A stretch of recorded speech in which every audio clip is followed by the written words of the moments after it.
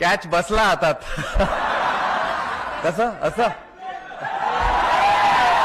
सूर्याने आता सांगितलं की त्याच्या हातात बॉल बसला, ते बरं झालं ते बसला, नाहीतर पुढे त्याला मी बसवलं असतं. अप्रतिम झेल तो घेतला. रोहितनं सांगितलंच नसता घेतलं तर तुला बघितलंच असतं, पण रोहितनं एकट्याने बघितलं नसतं, आम्ही सगळ्यांनीच बघितलं असतं. आमचे लोक फार वेडे आहेत. जिंकल्यानंतर एवढा उदो करतात आणि हारल्यानंतर दगड मारायला कमी नाही करत.